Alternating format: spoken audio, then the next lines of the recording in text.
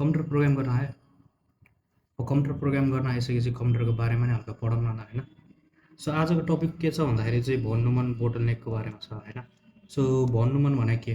So यो एउटा साइन्टिस्टको नाम हो जसको नाम जोन भन न्युमन थियो। ओके, सो यसको बारेमा चाहिँ हामीले हल्का अब कम्प्युटर आर्किटेक्चरमा पनि पढेको होला होइन। यसको आर्किटेक्चरको नाम चाहिँ के थियो भन्दाखेरि भन न्युमन आर्किटेक्चर भनेर थियो। सो जसमा हुन्छ के भन्दाखेरि चाहिँ सिपियु हुन्छ होइन, तल मेमोरी हुन्थ्यो, सो साइडमा के हुन्थ्यो, इनपुट आउटपुटको लागि आइओ भनेर हुन्थ्यो। ओके, सो आइओलाई चाहिँ अहिले हामीले हटाइदिउँ। सो अहिले आइओलाई हामीले हटाइदियो भने होइन, हामीसित अब मेन कम्पोनेन्ट के बाँकी र सिपियु र मेमोरी। न्युमन बोटलनेक भनेको चाहिँ के भन्दाखेरि चाहिँ यो भनेको चाहिँ एउटा स्पिडमा आउने डिस्प्यारिटी हो। ओके, स्पिड डिस्प्यारिटी के को स्पिड डिस्प्यारिटी? सो सिपियु र मेमोरीको बिचमा हुने कम्युनिकेसनमा चाहिँ एउटा स्पिडको एउटा के आउँछ, डिस्प्यारिटी आउँछ। त्यो नै के हो, भन न्युमन बोटलनेक। सो भन न्युमन बोटलनेकको चाहिँ 5वटा भन न्युमन बोटलनेकहरू छ होइन।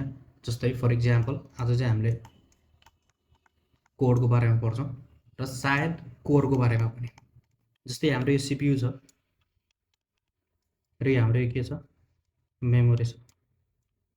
सो मेमोरीले के होल्ड गरेर राख्छ? मेमोरीले कोड र डेटा होल्ड गरेर राखेको हुन्छ। सो यो कोड र डेटा चाहिँ कसलाई काम लाग्छ भन्दाखेरि चाहिँ सिपियुलाई काम लाग्छ। किन? प्रोसेस गर्नको लागि। सो सिपियुमा के हुन्छ, यहाँ एकदम हाई प्रोसेसिङ हाई स्पिड भएको चाहिँ के हुन्छ, रजिस्टर्सहरू हुन्छ।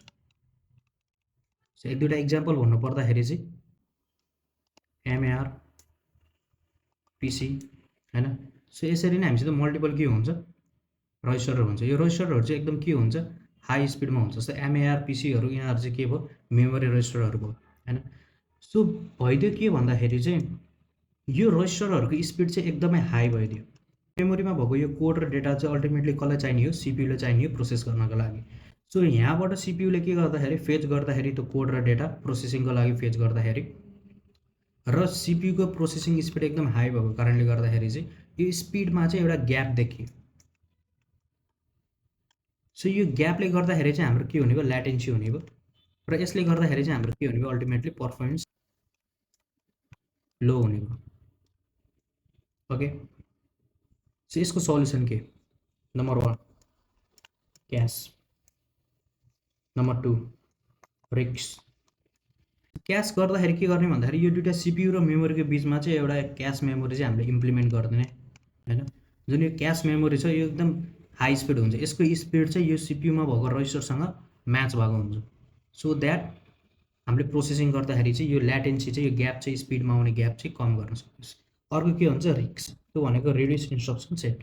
त्यो रिक्स जस्तो टाइपको सिपियुहरूमा चाहिँ कस्तो हुन्छ भन्दाखेरि चाहिँ इन्टरनल्ली नै के हुन्छ, मल्टिपल हाई स्पिड रजिस्टरहरू हुन्छ। सो यो एउटा सिपियु छ जुन चाहिँ रिक्समा बेस भएको छ भने यसभित्र चाहिँ इन्टरनल्ली के हुन्छ, मल्टिपल त्यस्ता हाई स्पिड रजिस्टरहरू चाहिँ सेटअप भएको हुन्छ। सो द्याट यो बिचमा स्पिडको ग्याप आउने कुरा चाहिँ कम गर्न सकियोस्।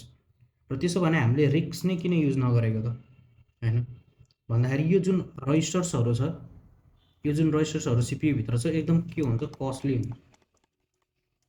कस्टली हुन्छ र यसलाई जो पाए त्यसले एफोर्ड गर्न सक्दैन। त्यही भएर हाम्रो रिक्स आर्किटेक्चरमा बनेको सिपियुहरू होइन, त्यो सिपियु बेसमा भएको सर्भरहरू चाहिँ के हुने हो, अलि एक्सपेन्सिभ हुने हो।